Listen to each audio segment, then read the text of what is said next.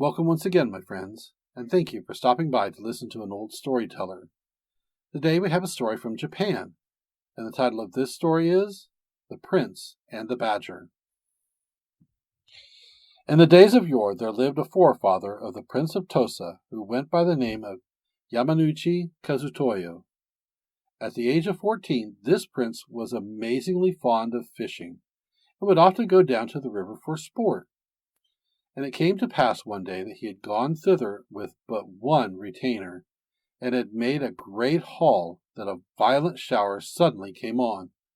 Now, the prince had no raincoat with him, and was in so sorry a plight that he took shelter under a willow tree and waited for the weather to clear.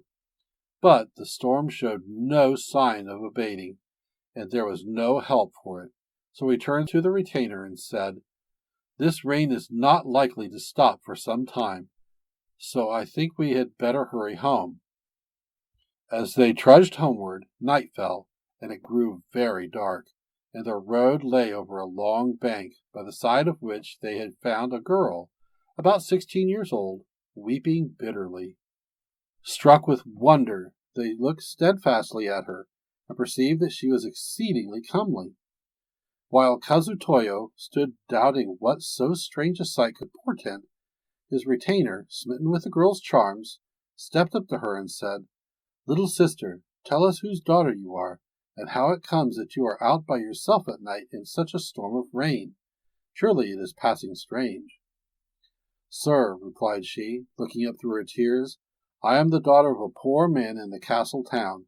My mother died when I was 7 years old, and my father has now wedded a shrew, who loathes and ill uses me, and in the midst of my grief he is gone far away on his business, so I was left alone with my stepmother, and this very night she spitted and beat me until I could bear it no longer, and was on my way to my aunt's who dwells in yonder village, when the shower came on.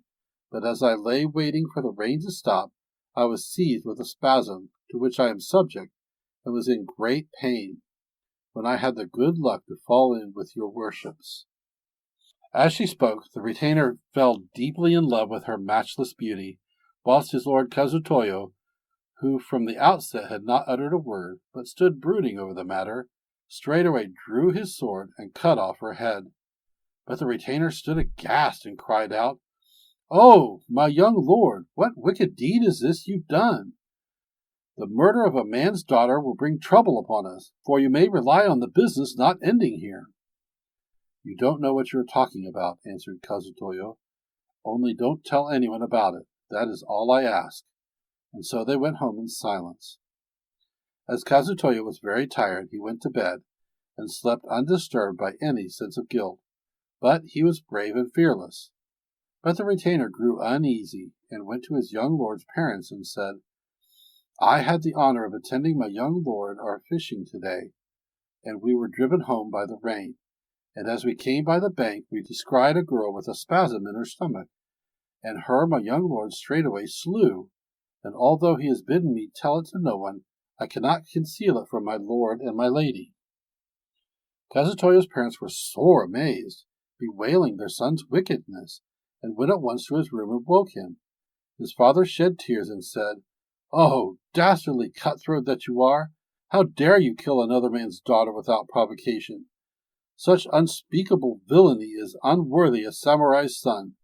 Know that the duty of every samurai is to keep watch over the country, and to protect the people, and such is his daily task.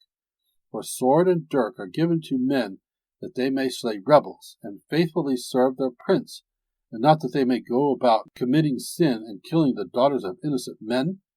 Whoever is fool enough not to understand this will repeat his misdeed, and will assuredly bring shame on his kindred. Grieved as I am that I should take away the life which I gave you, I cannot suffer you to bring dishonor on our house, so prepare to meet your fate."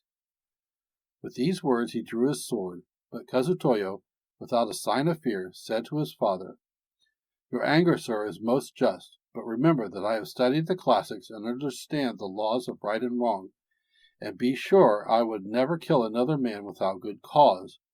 The girl whom I slew was certainly no human being, but some foul goblin. Feeling certain of this, I cut her down. Tomorrow I beg you will send your retainers to look for the corpse, and if it really be that of a human being, I shall give you no further trouble, but shall disembowel myself." Upon this the father sheathed his sword and awaited daybreak. When the morning came, the old prince, in sad distress, bade his retainers lead him to the bank, and there he saw a huge badger with his head cut off, lying dead by the roadside, and the prince was lost in wonder at his son's shrewdness. But the retainer did not know what to make of it, and still had his doubts.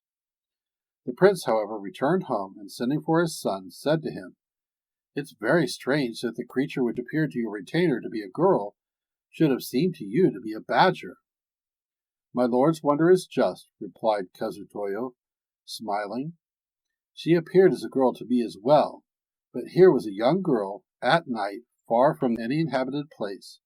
Stranger still was her wondrous beauty, and strangest of all that, though it was pouring with rain, there was not a sign of wet on her clothes.